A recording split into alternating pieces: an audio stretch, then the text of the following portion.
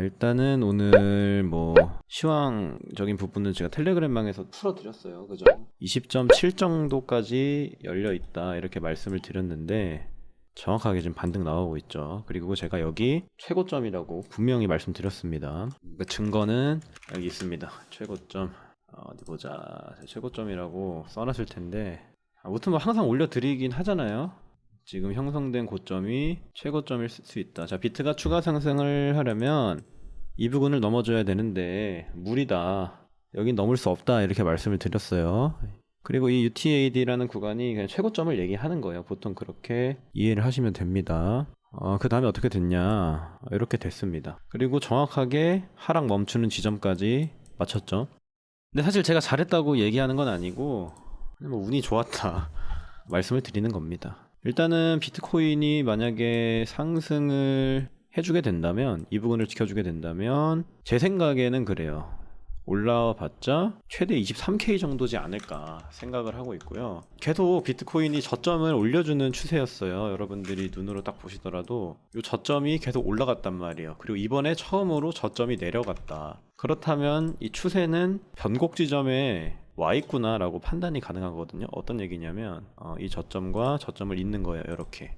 그럼 새로운 방향성이 나타나게 되는 거죠. 이해되시죠? 원래는 저점을 계속 올려가는 흐름이었기 때문에 기존 추세가 이렇게 진행이 되는 거였죠. 보시면 여기가 깨지니까 자, 저점은 새로 LL로 만들어지는 거죠. 로우로 만들어지는 거고 다시 올라와서 이제 LH가 되겠죠. 그러니까 추세가 이렇게 바뀔 수 있다는 그런 가능성을 열어둘 필요가 있다라는 얘기가 되는 거죠. 지금 제가 이 부분에서 단기 상승을 보는 이유가 뭐냐면 다시 추세선을 그어볼게요. 자, 이렇게 긋고 그 다음 여기 추세선도 그어보겠습니다. 자, 여기랑 여기를 그었을 때 또 이렇게 추세 지지를 받는 부분이 나와준다는 얘기죠.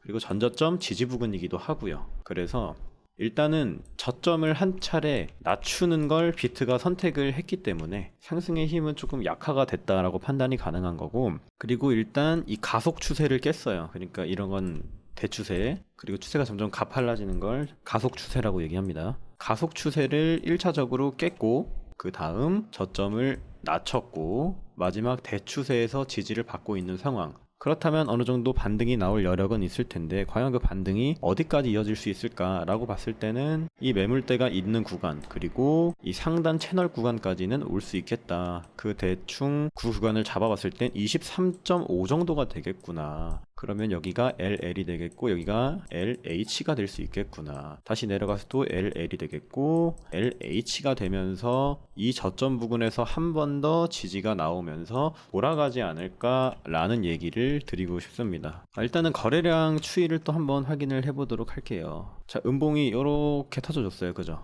그리고 거래량이 상당히 많이 나와줬습니다. 그 다음 바닥권에서 요거를 또 메꿀 만한 수급이 어느 정도 들어와 줬단 말이죠. 양봉들을 띄우면서 그럼 단기적인 반등은 우리가 기대를 해볼 수 있겠다.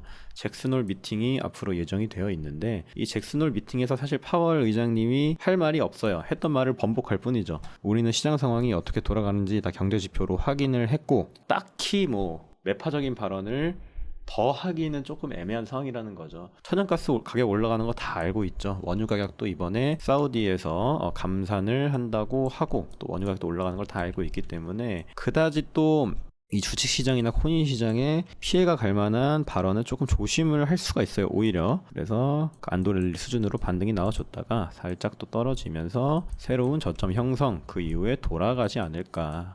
이렇게 돌아가지 않을까. 기간이 조금 걸릴 것 같다는 얘기를 드리는 거죠. 대충 반등이 나올 기간은 9월에서 한 10월쯤 되지 않을까. 이렇게 말씀을 드릴 수가 있겠습니다. 대략적인 방향성은 이렇게만 파악을 하시면 될 것 같고요. 지금은 대추세의 지지가 나오고 있는 상황이고 거래량 스위칭이 나와줬고 그 다음에 요렇게 새로운 방향성이 형성이 된 구간이다.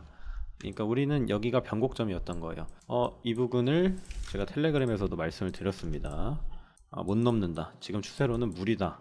이렇게 말씀을 드렸어요. 이 부분을 다시 넘어주려면은 이 정도 수급으로는 조금 어렵지 않을까라는 생각을 일단 개인적으로 하고 있고요. 또 하락을 보는 이유 중에 하나가 자, 주봉을 켜보도록 할게요. 일단은 요 양봉, 그 다음 이 음봉, 장악형이 강하게 나왔습니다. 장악형이 아주 세게 나와줬어요. 그러니까 장악형이 나온 것까지는 뭐 좋다 이거야. 아니 장악형 나왔다고 이게 돌아가겠냐? 또 이렇게 말씀하실 수가 있잖아요. 이때도 장악형이 나왔으니까 더 떨어졌어야지 이렇게 또 얘기를 하실 수 있는데 제 생각은 조금 달라요.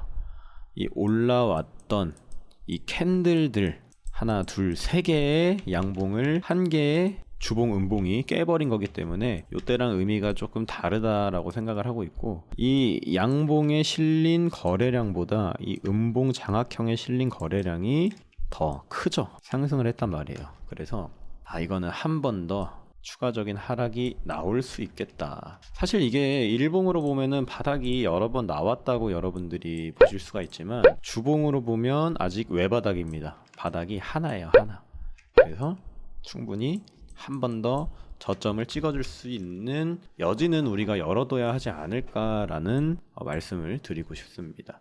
외바닥으로 이 추세를 확 돌려버리기는 사실 좀 어렵죠. 그래서 한번 꺾였다고 보시면 되는 거고, 이 하락 추세가 어디까지 이어질지가 이제 관건이다 정도로 생각을 해주시면 될 것 같습니다. 그리고 월봉도 한번 체크를 해보도록 할게요. 자, 월봉 또한 이 음봉이 얘 밑으로 내려가 버리면 충분히 위협적인 상태가 될 수 있습니다. 그래서 이 월봉의 6월 종가 그리고 이 7월 여기 가격을 지켜주는지 여부도 굉장히 중요하니까 이 2만대 2만 20K 때 이 가격을 라운드 피겨 가격대라고 생각을 하셔서 일단 매매에 임해 주시면 되겠고요. 사실 지금 추세는 꺾였다고 봐도 무방하죠. 굉장히 장악형 캔들을 우리가 보통 분봉에서 막 봐요. 분봉에서 어떤 얘기냐면 예를 들어서 장악형이 나왔네. 이렇게 캔들 두 개가 얘를 장악했잖아요.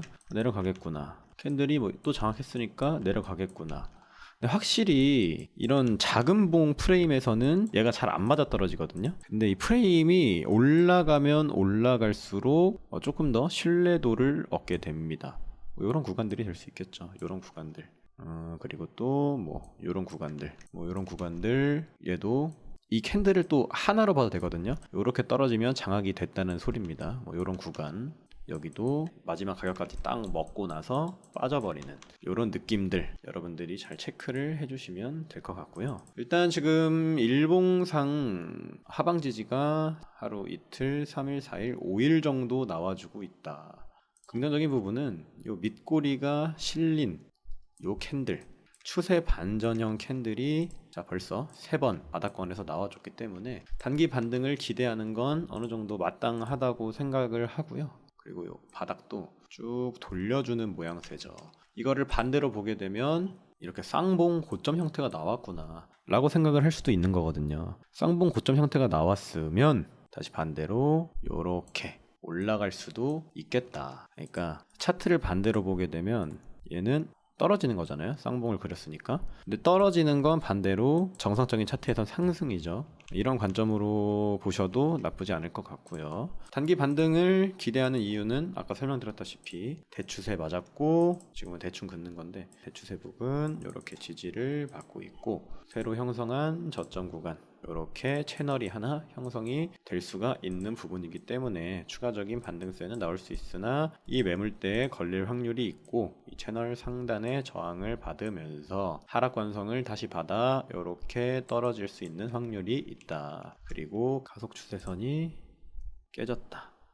3번 지지받았던 요 구간 하나 둘 셋 팡 깨졌습니다. 보통 추세선은 3번 정도부터가 의미가 있어요. 3번 정도 그 추세에 닿게 되면 그때부터 이 추세선은 지지로 작용을 하는구나 이렇게 보통 판단을 하게 되는데 명확하게 컨펌이 되었던 추세가 깨진 거죠, 사실. 근데 이 부분은 우리가 사실 유출을 할 수 있었어요. 어떻게 유출할 수 있었냐면 추세선을 복사 붙여넣기 합니다. 위에다 갖다 붙여요. 딱 갖다 붙이면 자, 눈에 보이시죠? 이 저점은 정확하게 딱딱 맞아요. 딱딱 맞는데 고점이 희한하게 채널 상단에 닿는 게 아니라 요렇게 돌아가요. 요렇게 라운딩으로. 확실히 힘이 약해지고 있다는 반증이죠. 그러니까 조금 단순하게 봐도 사실 꺾일 만한 구간이었다 이렇게 판단을 해볼 수가 있는 거예요. 이게 어떤 얘기냐면 이렇게 보면은 상승 채널이 하나 형성됐다고 우리가 체크를 할 수 있어요. 근데 이 하단에는 정확하게 딱딱 맞으나 요 상단 부분에서 자, 잘 보시면 요런 모양새가 나온단 말이에요. 의아한 거죠. 이상하네. 보통 상승하는 종목이나 주식은 이런 모양새로 올라간다고 우리가 알고 있는데 왜 상단에 닿지 않을까? 이 주가가 이 채널 상단에 왜 닿지 않았을까를 생각해 봤을 땐 상승의 힘이 점점 약해지고 있고 이건 쐐기형으로 흘러가고 있구나, 이렇게 판단이 가능한 겁니다. 바로 이런 패턴인 거죠. 이거는 우상향하는 채널이 아니라 상향 쐐기형이었구나, 이렇게 생각할 수 있는 겁니다. 이해되셨죠? 자, 쐐기형 어떻게 올라갑니까? 하락하던 종목이 상승하는 척 힘을 탁 모으다가 떨어지는 거예요. 잘 보시면 똑같죠? 그림 완전히 똑같아요. 완전히 똑같습니다. 단순하게 보셔도 무리가 없다는 거죠. 물론 뭐 이런 차트 분석을 엘리어트 파동으로도 하시고 하모닝으로도 하시고 여러 가지 멋진 기술들을 써서 해주시는 분들도 계시지만 사실 단순하게 봐도 하나 둘 셋 넷 다섯이죠. 보시면 하나 둘 셋 넷 다섯, 쐐기형은 이렇게 5번 파동이 나옵니다. 자, 하나 둘 셋 넷 다섯, 야 쐐기형이었네. 이렇게만 보셔도 되는 거예요. 이해되셨죠? 어렵게 생각할수록 어려운 거고 간단하게 생각할수록 간단하기 때문에 그렇게 생각을 해주시면 될 것 같아요. 다행인 건 원래 쐐기형의 TP 타겟 목표가는 여기 입구만큼인데 그 밑에까지 내려오지 않았고 대추세에서 지금 지지를 받은 상태다. 이렇게 생각을 해주시면 될 것 같습니다. 그 다음 채널을 다시 한번 또 그려볼게요. 자, 여기 저점 부분이랑 쭉 이어서 그려보는 거죠. 이 쐐기형 하단의 저항, 채널 상단 저항, 대충 요 맞물리는 구간, 그리고 여기 매물대가 강하게 쌓인 구간 3개 정도 근거를 토탈해서 이 정도 저항을 보는 겁니다. 이해되셨죠? 자, 한길님 혹시 그럼 채널 상단만 닫고 하단 채널을 안 닫고 올라가는 건 어떤 건가요? 상단 채널만 닫고, 그럼 그 채널이 아니죠. 채널이 아닌 겁니다. 그러니까 말씀하시는 게 요런 느낌인 것 같아요. 그죠? 그러면 이거는 추세를 요렇게 그어야 되는 겁니다. 요렇게. 채널은 정확하게 상하단이 딱딱딱딱 맞아야 되는 거고, 말씀하시는 채널이 이렇게 있는데 그럼 채널을 잘못 그었다고 보는 게 맞겠죠? 요렇게 모양이 나올 테니까. 아무튼 이렇게 보시면 될 것 같아요. 한길님, 만약 상승 전에 일봉 대추세 깨버리고 내리는 그림이 나오면 어떤 대응을 하는 게 좋을까요? 손절 대응을 하는 게 좋습니다. 여기 깨면 손절해야죠. 자, 다음 지지받을 구간이 마땅히 없어요. 사실 이 부근이 아니면 좀 아래까지 봐야겠죠. 상당히 아래까지 봐야 됩니다. 그럼 알트들은 아주 작살이 나는 거고요. 그럼 추세는 또 요렇게 나는 거죠. 작은 하락 채널로 흘러가는 거고, 그럼 딱 이렇게 작은 모아지는 채널로 내려간다고 봤을 땐, 하락 쐐기형으로 내려간다 봤을 땐 오히려 이 부분에서 쐐기 끝자락 반등이 나올 수가 있는 겁니다. 그럼 제가 예상한 시나리오랑 다르게 흘러갔으니까 다시 또 방향성을 잡아봐야겠죠. 그렇게 생각을 해주시는 게 좋을 것 같아요. 아무튼 간에 지금 하락은 왜 나왔냐? 1, 2, 3, 4, 5 파동이 5개가 나온 하락 쐐기형이다. 보시면 1, 2, 3, 4, 5 하락. 이거를 만약에 채널 관점으로 봤어도 유의미하게 먹힌다. 이상하게 채널 상단에는 안 닿고 라운딩으로 돌아가네. 이상하다. 1차적인 의심을 딱 했어요. 이상하다. 뭔가 이상하다. 그 다음에 고점의 형태가 요렇게 나온 거예요. 요렇게. 여기서 또 나왔어. 작은 쐐기형 형태가 또 나왔어. 이거 고점에서 마지막 그 최종 발악을 하는 패턴으로 우리가 또 알고 있잖아요. 그래서 제가 여기 텔레그램에 올려드린 거고, UTAD 구간이 위험하다 올려드린 건데 확 떨어져 버린 거죠. 밑으로 확 떨어져 버린 거예요. 그리고 이 관성이 약해졌다는 것도 우리가 체크를 해봤어야 돼요. 이게 뭔 소리냐면 추세선에 딱 닿을 때마다 확 튀어 올라줘야 되는 이 관성이 거의 더블탑 형태로 나왔단 말이에요. DT 형태로 나왔다는 거죠. 요렇게 고점이 얼추 비슷하게 딱 나와준 거죠. 이것도 의심을 또 할 수 있는 거예요. 세 번째 의심. 이거 이상한데? 왜 이렇게 이상하게 흘러가지? 왠지 최고점일 것 같아 라고 판단을 해서 말씀을 드린 결과가 요겁니다. 사실 많은 근거가 있었던 거죠. 제가 하락을 말씀드렸던 이유에는 단순하게 고점 형태가 이렇고 거래량이 약하고만 체크를 한 게 아니라 이런 하락 추세선도 보고 가속 추세선 체크하고 쐐기형이었던 것도 확인하고 고점 형태가 또 이렇게 웨지 형태로 형성된 것도 체크를 한 거고, 하이하이에서 또 하이하이로 이어져야 되는 구간에 너무 상당히 전고점과 상이한 고점이 형성돼서 이거는 DT 혹은 TAD일 수가 있겠다라고 체크를 했기 때문에 여기는 넘기 힘들 것 같아요 이렇게 말씀을 드린 거예요. 여기는 고점 같아요. 그 다음엔 하락을 한 거고, 지지 구간도 대추세 그리고 비트의 맥점이었죠. 요 부근이 맥점이었는데 정확하게 나와준 거죠. 운이 좋게도 뭐 이런 여러 가지 이유들이 있었기 때문에 여러분들한테 안내를 드렸다 정도로 생각을 해주시면 될 것 같습니다. 주절주절 차트 얘기를 좀 길게 드렸는데 차트 설명은 여기서 마치도록 할게요. 그 다음에 제가 말씀드리는 거, 주봉도 말씀드렸죠. 지금 주봉 안 좋다고, 주봉이 너무 장악형 세게 나왔다. 그래서 잭슨홀 맞춰서 살짝 반등을 해줬다가 훅 떨어지지 않을까. 그 다음에 제가 거시경제 정리를 또 올려드렸어요. 우리가 하락을 또 보고 있는 이유는 차트뿐만이 아니다. 왜 하락을 할 것 같냐? 지금 이 경기 침체에 대한 우려감이 시장을 감싸고 있습니다. 그래서 국제유가는 하락을 해요. 근데 여러분들이 이해를 못 하실 수가 있어요. 왜 경기 침체가 오면은 유가가 떨어질까? 나는 모르겠다 이러신 분들이 많이 계시잖아요. 기초 부대 비용이 늘어나니까 인플레이션이 오는 거 아니냐라고 이렇게 생각하실 수 있는데, 그거 말고 한 가지가 더 있다는 거죠. 그러니까 경기 침체에 대한 우려감이 있어서 국제유가가 떨어진다는 거는, 자, 경기 침체가 오면은 수요가 떨어져요. 결과적으로 석유에 대한 수요, 발전을 안 하고 공장도 돌리지 않아요. 사용을 안 하는 거죠. 왜냐하면 소비자들이 지갑에서 현금을 꺼내서 결제할 일이 점점 줄어들기 때문에 이 유가에 대한 수요 자체가 줄어듭니다. 그래서 이건 유가 하락으로 결국 이어지는 결과인데, 왜 이 유가가 하락을 했느냐, 간단한 얘기예요. 이 한 문단만 읽어보시면 되고, 유가가 떨어지니까 근데 사우디에서 한마디를 딱 하죠. 지금 최근 원유 가격이 수요와 공급의 기본 원칙을 반영하지 못하고 있다. 그러니까 이게 무슨 말이냐면, 유가가 너무 떨어진다. 얘네가 오펙 플러스를 사우디에서 운영하잖아요. 얘는 유가가 떨어지면 떨어질수록 안 좋은 거죠. 그래서 우린 이 유가를 더 줄이겠다, 감산하겠다 이렇게 말을 한 거예요. 그래서 이 7, 8월 증산량이 64만 8천 배럴이었는데 9월에는 10만 배럴을 증산한다고 한 거죠. 근데 이 문제가 하나 더 있는 게 지정학적 이슈가 또 있어요. 이게 러시아 우크라이나 전쟁으로 인해서 러시아에서 원유 공급이 감소가 됐단 말이에요. 근데 다행히도 사우디에서 원유 생산량을 늘려왔는데 또 이제 감산을 한다고 하니까 원유 가격이 급등을 또 해줬습니다. 근데 우리 입장에서는 유가가 떨어지고 있다는 게 굉장히 좋은 신호였어요.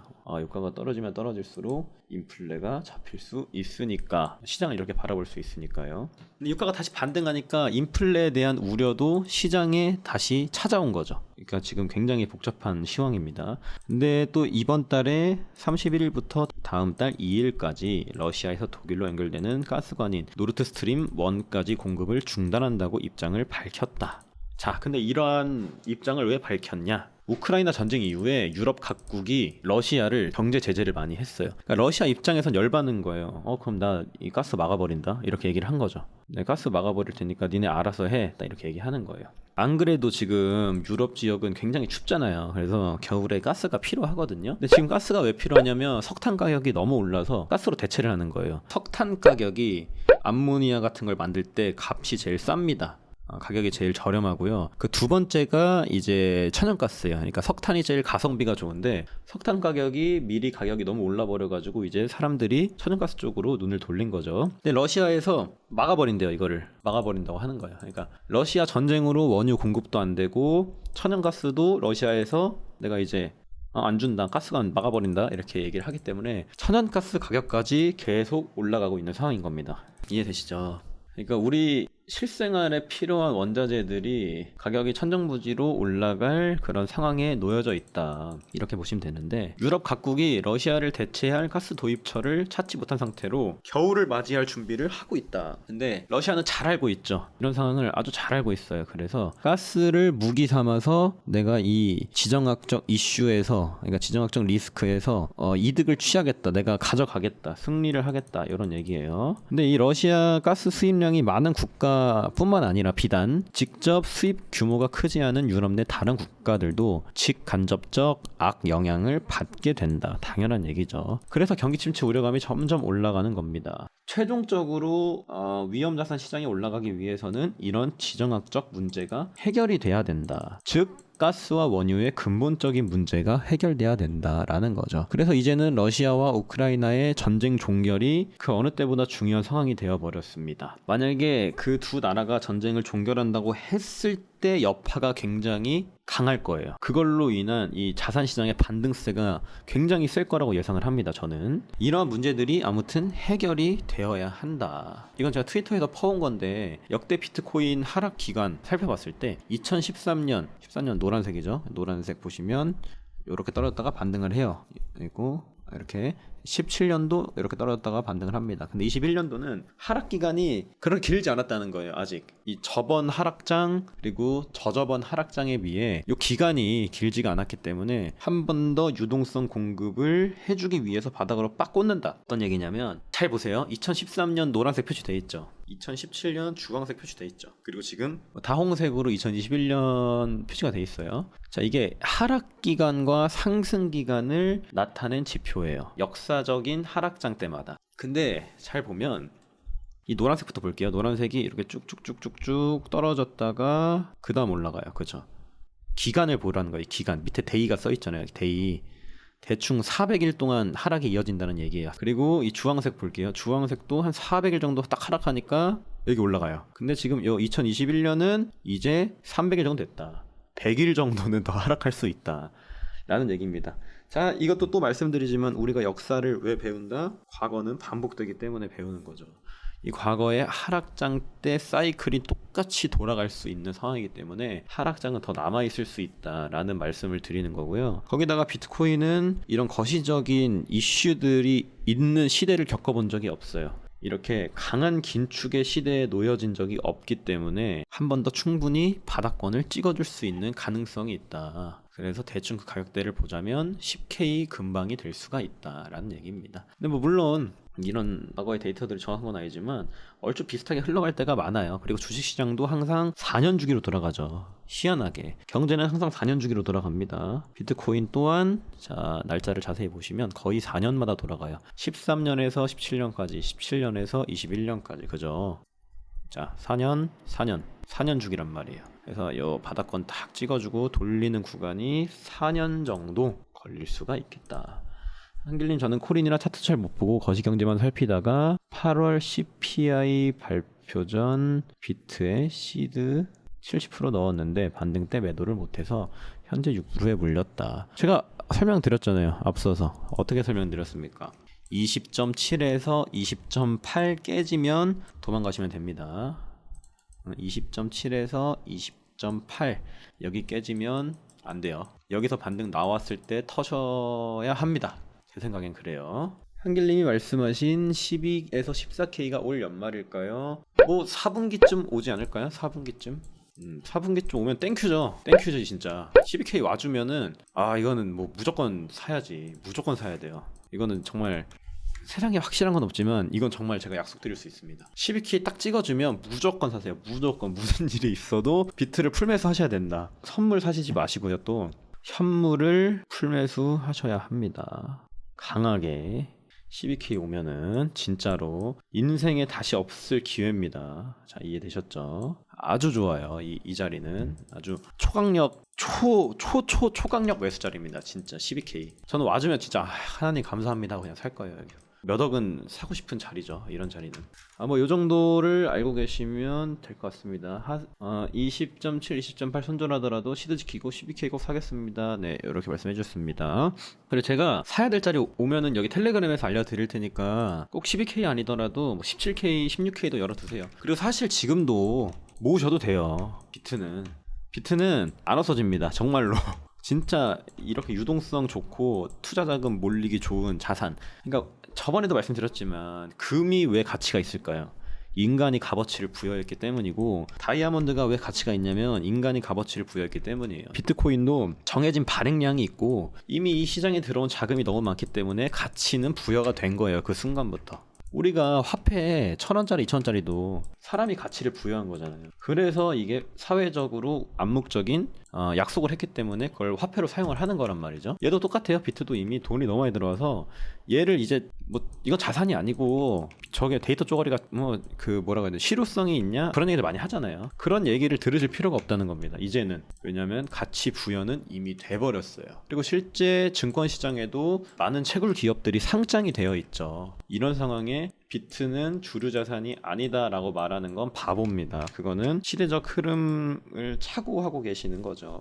비트코인 지금 사셔도 무방해요. 얘는 진짜 언젠가 10만 달러 가요. 지금 사도. 그건 약속드릴 수 있어요. 얘는 제가 만약에 비트코인 여기 샀는데 물렸다? 저는 내려오면 또 사요. 또 사고. 근데 손절해야 될 건 뭐냐면 여기가 깨졌을 때 손절해야 될 건 알트코인이에요.